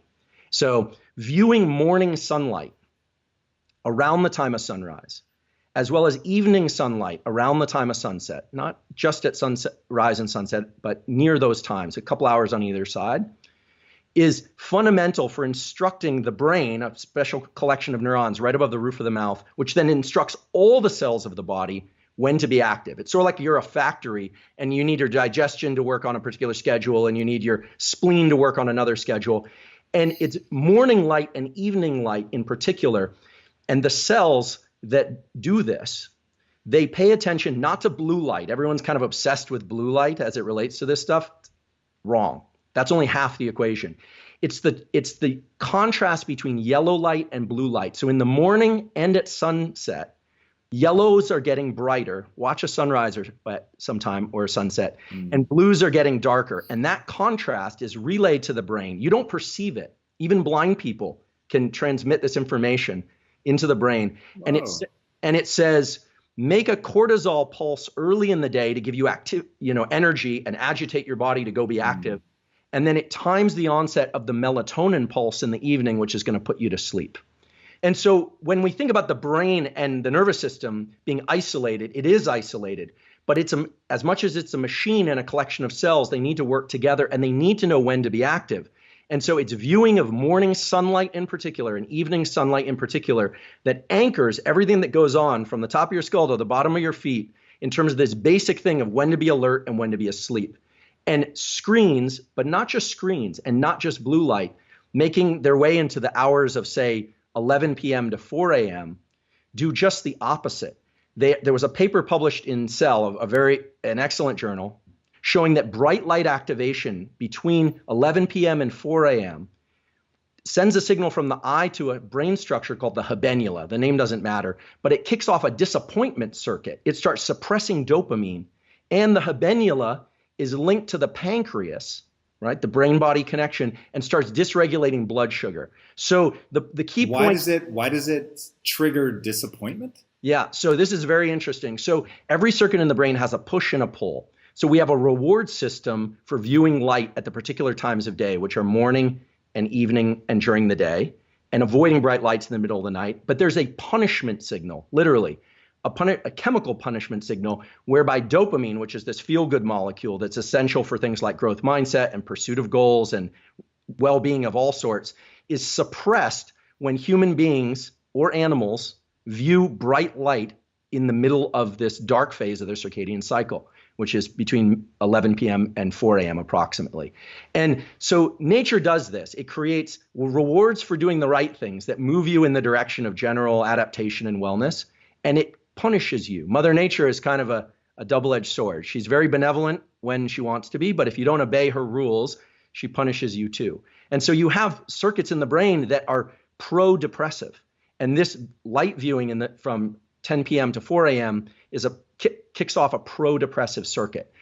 And that's super interesting. I want to get into some of the other things that are pro-depressive as well. But before we do that, one thing that I really want to anchor us to is what you were saying. You're saying that people have an oversimplified view of what a growth mindset is. You were just talking about that in relationship to dopamine. Give us your sort of brief nutshell version of what a growth mindset really is. Yeah. So Carol and I have had a lot of discussions about this idea of I'm not there yet, but that I can get there. That's the whole principle behind growth mindset. However, the discovery of growth mindset is worth thinking about. So Carol's discovery was these kids that, for whatever reason, like doing math problems, even though they knew they couldn't get the answers right. These were sure fail problems. So it's the same kind of people that like doing puzzles. And these kids, not surprisingly, go on to do phenomenally well in a number of different areas of academic pursuit. But what's interesting about growth mindset is that it seems like there's some attachment of the reward systems of the brain to the action or the pursuit of a goal, not just achieving a goal. And when we step back and we look at what that really entails at a neurochemical level, we have reward systems in the brain. They generally fall into two categories. There are the reward systems that make you feel really good with kind of the here and now and everything that's within the confines of your skin and the things you already have. Love of your dog, love of your spouse, gratitude for all the things you happen to have. And those are generally governed by the release of molecules like serotonin and oxytocin. Okay. But then there's another reward system, which is the one that drove a lot of human evolution, which is the dopamine reward system. Now, dopamine is a very misunderstood molecule. It's often talked about only in the context of reward. Like, I'm going to work to this goal. I'm going to build my company. I'm going to, get tenure as a professor, whatever it is. And you reach it and you get this dopamine reward. And indeed, that's true. But what's often not discussed is that dopamine is secreted en route to rewards while you pursue rewards. Now, the ability to tap into that system, to subjectively amplify that pathway of reward in pursuit of goals, is an absolute game changer when it comes to things like anything challenging that of long duration or uncertainty or getting through this COVID, pandemic situation. But the amazing thing is, remember, the brain only does 5 things, and we get to decide which of those sensations and perceptions have relevance and which ones don't, or which ones are attached to a goal and which ones aren't. So growth mindset, in its purest form, is the attachment of these reward systems to the effort process, to the friction process, and not just to obtaining a reward. And just as a kind of final point to that, there's a very well-known body of literature in neuroscience, at least among neuroscientists, that talks about something called reward prediction error. And it says, if you can dose the dopamine subjectively as you go through the pursuit of something, and then have a lot of dopamine when you reach that thing, it's very likely that you're going to reinforce that circuit. There will be neural plasticity, and that circuit will become stronger. So the next time you will revisit those sets of behaviors. The opposite can happen too, where you're in real anticipation of something. This is going to be great. This is going to be great. This is going to be great. And then you reach that goal and it's kind of underwhelming. And that generally triggers this circuit that I referred to earlier, this kind of disappointment or pro-depressive circuit. So dopamine is involved in reward, but it's also involved in the pursuit of rewards. And so as you reach a milestone, or as you tell yourself, I'm on the right track, this friction I'm feeling, this late night, this early morning, this hard conversation with somebody that doesn't feel good, I'm going to tell myself this is for a larger purpose. That's that subjective insertion, that abstraction that we were talking about earlier. And when you start releasing dopamine to those kinds of things, there's essentially no limit on the number of things you can do or the energy to do them. So just as a last point about dopamine, when we're in effort, we're always secreting adrenaline. We're always in pursuit, and it's draining. It's tiring. Dopamine has this beautiful capacity to buffer adrenaline. And you know this, you've experienced this before, because if you've ever been working really, really hard, maybe your team is depleted, everything's just a mess, and somebody cracks a joke, and all of a sudden, in an instant, it's like everything's reframed. That couldn't have been hormonal. Hormones work on the schedule of like hours to days to weeks. It had to be neurochemical. It absolutely had to be neurochemical, and that neurochemical is dopamine. Dude, what you just described is literally the scientific breakdown of how you turn your life around. I will just tell people that subjective insertion is one of the most powerful concepts I have ever heard in neuroscience. You're the only one I've ever heard articulate it that succinctly. Now, you talk a lot about meaning. Walk me through like how we assign meaning, how we leverage the reward and punishment to really get us in a situation where we can push through something other people might not be able to push through. Yeah. So when you start thinking about things like growth mindset in terms of how they convert to neurochemical signatures, it leads us to this place of, okay, if it's all subjective, then, if I just say, look, I'm going to stand up out of my chair and that's going to feel amazing, is that going to work? Well, no, it depends on the meaning that I attach to something. And this subjective part can be a little tricky and a little bit hard for people. So I want to try and lay it out in a concrete way so that if they want to apply this, they can. Incidentally, or not so incidentally, I should say, when you look at communities of very high performers, and I'm fortunate enough to do some consulting with some people from special forces communities and so forth, they're very good, as are you, at attaching reward to specific behaviors in subjective ways. So growth mindset and these dopamine rewards that we subjectively apply are not about saying, oh, I had a terrible day, I performed poorly, but you know what, it's great, I just feel great anyway. It's not about that. It's not about attaching your sense of reward to the ultimate goal. It's about attaching your sense of reward to the fact that you're making action steps that are generally in the right direction. The more you can reward the effort process, the better off you are at building these kinds of neural circuits and these kind of tendencies to be able to lean into anything challenging over essentially any duration. So how does this work? Like, how would somebody do this, right? Well, keeping in mind that adrenaline and epinephrine are all great for getting us into action. This is Mother Nature's way of chemically making us feel kind of agitated. Remember, stress was designed to agitate us, to move us away from things and toward things. But realizing that that's a limited resource, that eventually that same chemical is what makes you have a negative mindset. It feels painful. It's the burn in your body. It's uncomfortable. And realizing that dopamine can push back on that neurochemically. It can suppress those sensations of wanting to quit. You say, well, then how do I get this dopamine to work for me before I hit a goal? Because not every day is going to be a real win. There's some days, I know from my science career, there were days that were really hard. Experiments didn't work. Papers got rejected. And yet, I've spent 2 decades or more just drilling on. And it's been a sheer pleasure at times. But there's been, some pain points along the way. So what is this process really about? And how would somebody implement these dopamine and epinephrine type neurochemical events in their own life? Well, we all know the example of like wanting to run a marathon. I've never run a marathon, but that'd be a nice goal to have. Let's say tomorrow morning I set my shoes near the door. Now, a lot of people have talked about this. Day 1, you set your shoes near the door. Day 2, you go out the door. Day 3, you run around the block. Day 4. But the key thing is not just to go through the actions, but when you hit each one of those self-designated milestones, the milestones that you're setting out for yourself, you have to pause for a moment and tell yourself, I'm heading in the right direction. I haven't run the marathon yet, But this is the foundation upon which I'm going to lay another foundation, upon which I'm going to lay another foundation. And those little pulses of dopamine allow you to get that action step without the depletion that it would normally bring. Otherwise, it's like you're spending money. This is like replenishing this bank account that you have, and it's a neural bank account. And so dopamine is the thing that you can control the dosing of. And so if you say, today it's my shoes at the door, but tomorrow it's around the block, and that's it. But that's in the direction I want to go. What you do is you now get those two events, plus the next day, the mile-long runner, and so forth, without it depleting you. It actually builds this capacity to build more reward.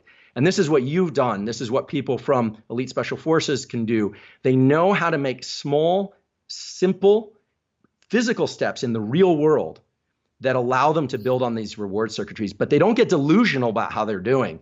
They know, they keep the end in mind, but they get very micro. They move the horizon in very close. And so if you can move the horizon to something you know you can complete and you reward that, you essentially are where you were before. You're just as strong, if not stronger, but you're heading in the direction you need to go. You're not depleting. You're not spending out anything.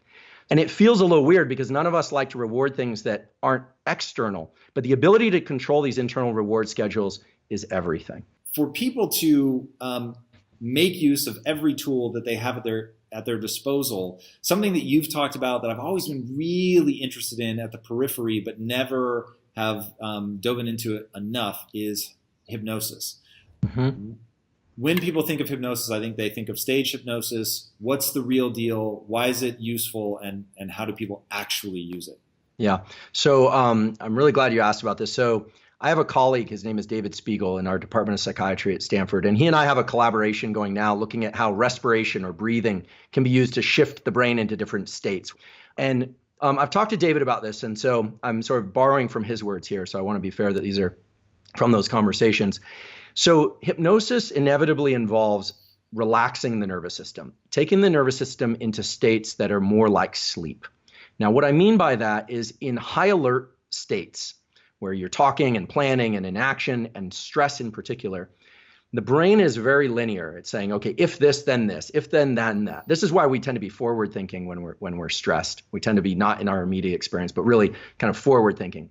So clinical hypnosis involves going into a state of deeper relaxation so that our analysis of space and time, meaning the way that the brain is perceiving events, is slightly dismantled so that it's a little bit dreamlike. And then the hypnotist, and this could be by listening to a script or listening to a hypnotherapist, starts to narrow our context, take our thoughts, if you will, down a particular path. And that path could be one of stress reduction or smoking cessation.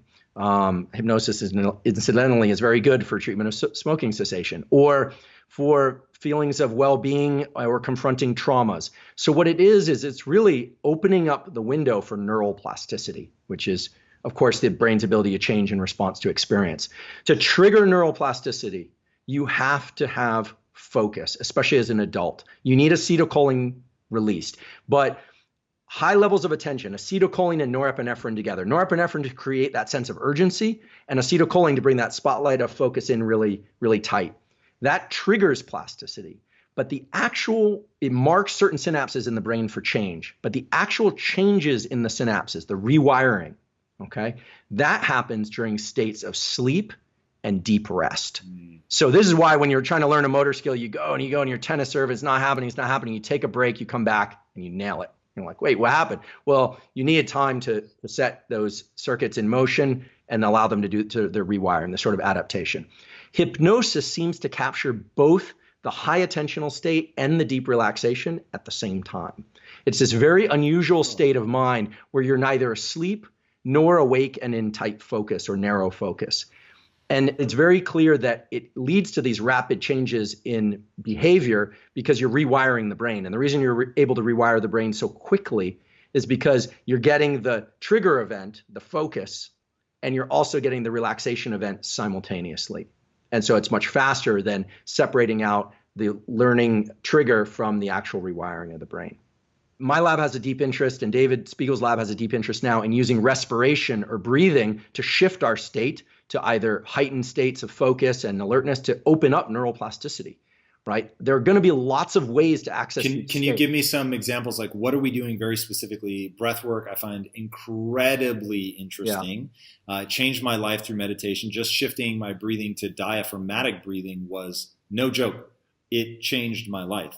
It changed my relationship to anxiety, my feeling of being able to control my state as it started to spiral. So I'd be very curious to know, what type of breathing are we talking about here? Yeah, so I'm really glad you mentioned the diaphragm. Diaphragm, of course, being this muscle inside of all of us, at least all mammals, that works all the time to move our lungs, because all the cells in our body need oxygen. Of course, we got to get rid of carbon dioxide. It does that, but it's done reflexively, but we can also take voluntary control over it. I want to just mention about the diaphragm, why it's so important for what we're these state changes, is that a lot of people talk about the vagus nerve and all this stuff. The vagus and these connections between the brain and this vagus nerve or the gut, it's what gets activated when you're really full and you eat a big meal and you feel relaxed. Those are great, but it's very slow. The diaphragm is skeletal muscle, just like your bicep, just like your tricep, just like your quadricep. It is the only internal organ, except maybe a couple muscles in your throat, that are actually skeletal muscle, meaning it was designed to be voluntarily moved. And the diaphragm isn't just designed to move your lungs, it also sends a signal through the so-called phrenic nerve back to the brain to inform your brain about the status of your body.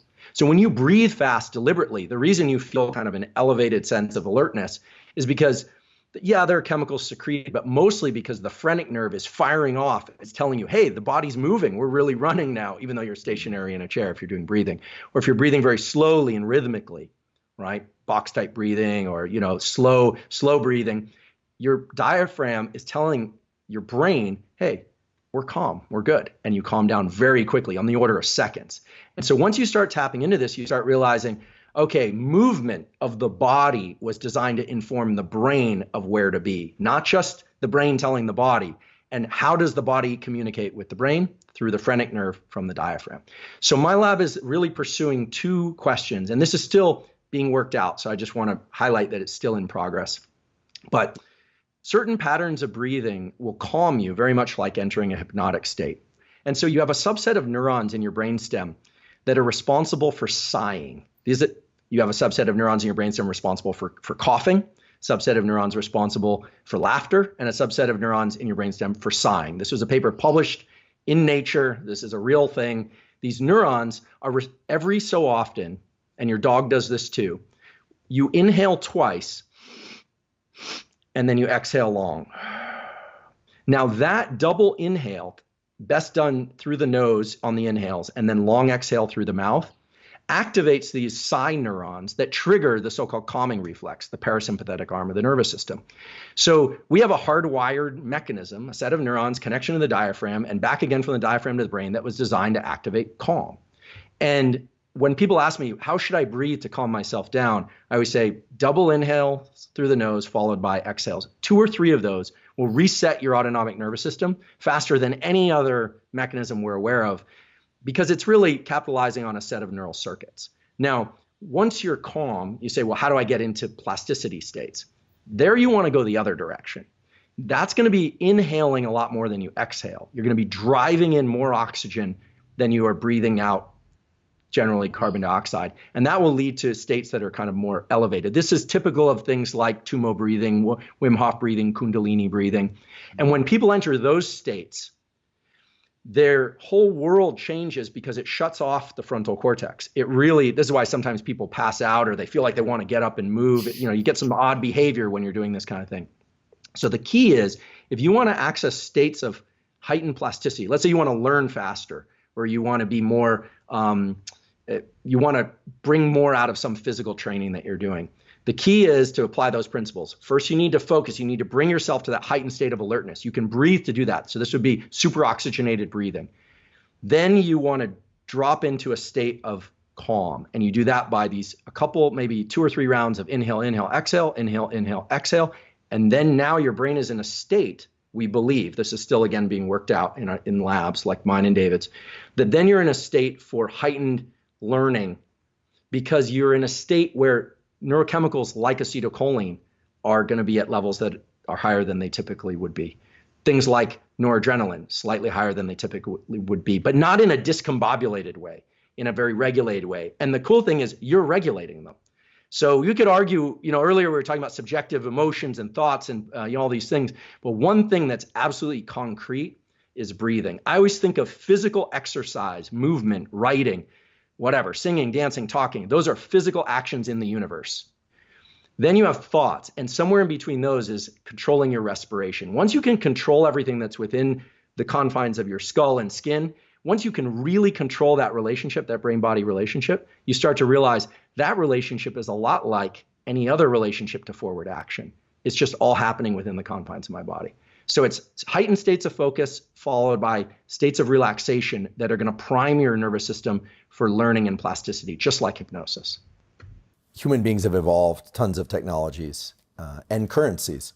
Bitcoin, Ethereum are not topics I know a lot about. But when you think about dollar, euro, Bitcoin, Ethereum, you think about wins and losses in sport, in life, in relationship, in anything. Something in your brain and body has to keep track of that. Did you win? Did you lose? What's a letdown?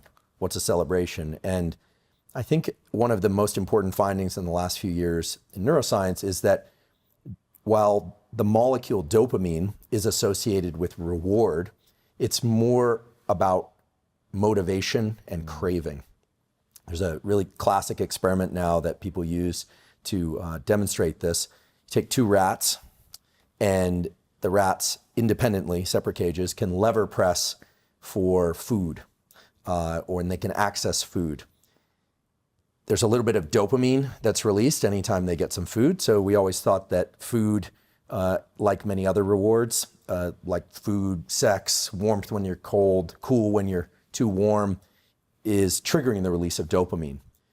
But someone had the good idea to deplete dopamine in one of those animals.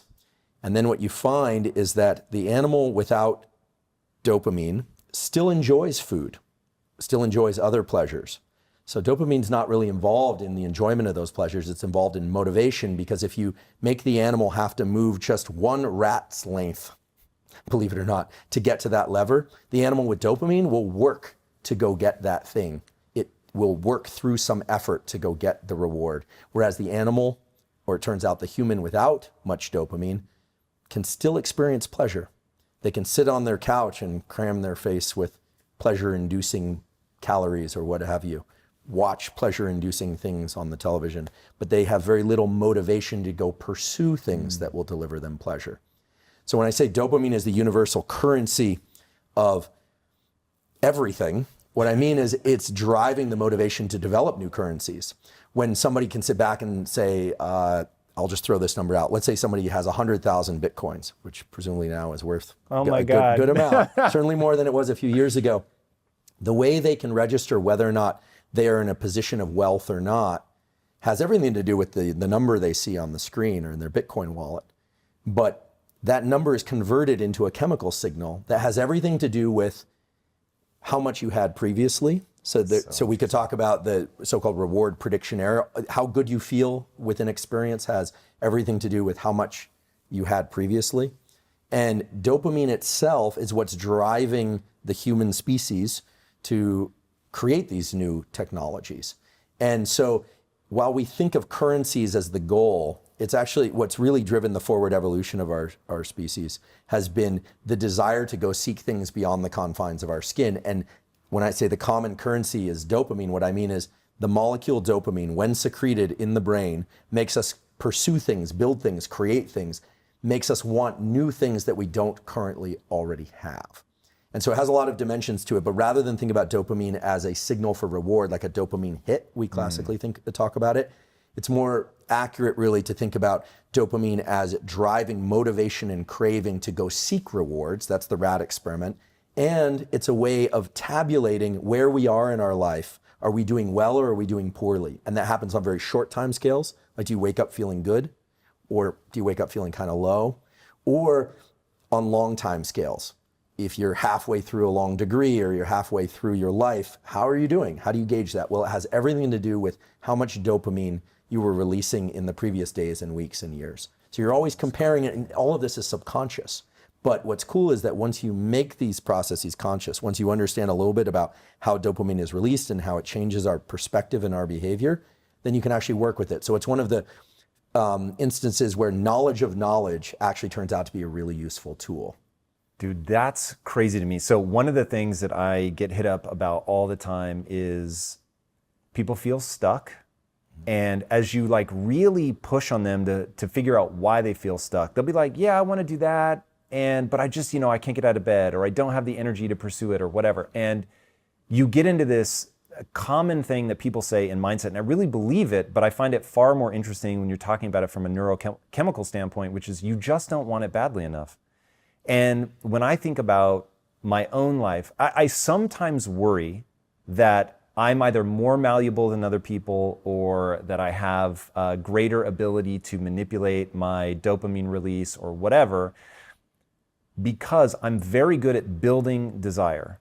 And I like the way that desire feels. Now, when you use the word hunger, I think people get confused, because I actually don't enjoy being hungry for food. I find that totally unpleasurable. However, being hungry for sex, I find incredibly, I feel alive, I feel focused, I feel energized, I feel aggressive. It's complex for sure, but I find that feeling the act of wanting something in the future, in that kind, or in business, and trying to build something. In fact, that's an interesting insight into my own self about, I like to build. And do we know, dopamine is the neurochemistry of the pursuit of making sure that I have the energy to go. But do we know how we can spike that? Well, first of all, it's clear to me based on your description that you've tapped into these channels that release dopamine, because craving and wanting, whether or not it's sex or money or connection or anything, all right, that's the primary trigger for dopamine release. Yep. Now, sex and reproduction makes the most sense from the perspective of evolution. Any species, every species tends to have two primary goals. One, protect its young, and second, make more of itself, usually in reverse order, right? So even for people that don't want children, you might not, or people, of course, not everyone is having sex just to reproduce, but at a primordial level, that's what those circuits are there for. So every species, in particular mammalian species where there's a lot of parenting and caretaking of the young, tries to make more of itself. And everything that you see, like maternal aggression, which is a powerful circuit that gets activated after females of any species, in particular mammals, give birth, they will fight to the death, and they gain superhuman strength in order to protect their young. There's a known circuit for that in the brain that gets activated once a female has offspring. And it's robust. That's so interesting, man. Like, have you read the book, The Female Brain? I have not. Oh my God. So I just probably lost a lot of points by No. But it'll be super interesting, because you'll know if she's on the right track from a neuroscience perspective. I remember reading the book. At the time, I thought I was going to have kids. And I remember thinking, whoa, like this book chronicles what happens to a woman's brain and how things change. And I was like, when you have kids, man, you are inviting a neurochemical change in your significant other that is going to play itself out in a very real way. Mm-hmm. And I'd be lying if I said that wasn't one of the many things, but one of the things that I factored into not having kids. Interesting. And then the same with menopause, that it's this really dramatic sort of reorganizing, might not be the right word, but that it has real implications in the way that the person moves, just as the decline of testosterone has in men. Well, on the positive side, during pregnancy, the woman's hippocampus, her brain area associated with memory and retention of information, it goes through a period in which it gets worse for certain types of information, but then achieves superior levels of working memory once the babies arrive, because there are a lot of things to manage. So this makes sense. This is true in rodents. This is true in humans. And then in terms of the biology of the father, we now know that because typically parents have, it does seem like one spouse always does more than the other. But even in the most evenly divided households, there's usually some co-parenting of some sort, but that the father has a big increase in the hormone prolactin when the mother is expecting. And the prolactin lays down body fat. It prepares for sleepless nights. For women, it sparks the circuitry for milk letdown for nursing. So the dad bod has a lot to do with prolactin. This is true in birds, in small mammals, and in humans. And this is now, there was a paper published in Nature on humans specifically about this. And when you think about the relationship between dopamine and prolactin, it's interesting, and it takes us back to this motivation and craving that you were describing earlier, which is that dopamine and prolactin work in opposite fashion. So the most salient example of this is sex and reproduction, where anticipation of sex and reproduction greatly increases dopamine, but post-sex, it doesn't have to be for reproduction, there's a spark in prolactin in the male. The spike, in prolactin. And that spike in prolactin is actually what sets the refractory period during which he can't mate again. So it sets a period of quiescence to keep men, it's for pair bonding, for the exchange of chemicals through the nose, through the skin, and through the sweat, mainly through odor. We could talk about pheromones if you want, but that's a topic that's somewhat controversial. The actual identity of pheromones in humans has not been identified, but there are pheromone effects in humans. It's controversial in that people don't agree what's really happening? Well, okay, so there's this culture of biologists that have clearly identified pheromone effects in non-humans and non-human primates. But whether or not those are, the classic definition of a pheromone effect is that it's subconscious, that you can't actually detect the smell. However, we know that smells themselves, conscious detection of them, can evoke very robust physiological responses. One example to just stay in this arena of thought is that a guy by the name of Noam Sobel, who's at the Weizmann Institute, he used to be at Berkeley, he has a lab over in Israel, it's an amazing lab, works on olfaction, smell, and he discovered that the scent of women's tears causes a dramatic and significant reduction in testosterone in men. What? Absolutely. And this was published, if anyone wants to go look it up, it was published in Science magazine. You can smell tears? Yeah, we have, the Super Bowl of publishing in science is Science, Nature, and Cell. Those are the three top journals. This is published in Science magazine, very stringent. The smell of tears. Now, it's subconscious at some level. Whoa. But the other thing that, if we were going to kind of play around in this hormones and behavior interactions between humans, there are some really interesting examples. So for instance, men will rate the smell of a woman's skin or sweat or the perception of her face as more beautiful during the pre-ovulatory phase of her menstrual cycle. That pre-ovulatory phase is associated with a number of different changes in hormones, okay? Just that smell will increase testosterone in a male, and oral contraception in the female, when women taking oral contraception, it adjusts their hormones such that men no longer detect this change in how attractive women are. Doesn't mean they find them unattractive, but it means they don't find them increasingly attractive during this certain period of their menstrual cycle. So we are constantly signaling back and forth through hormones. In fact, we met over there and shook hands because we've been tested for COVID and the rest. We shook hands, and what happened and what happens within 30 seconds of any human being contacting one another is they shake hands and then they wipe the chemicals of the other person on their face or body. Noam's lab has also shown this.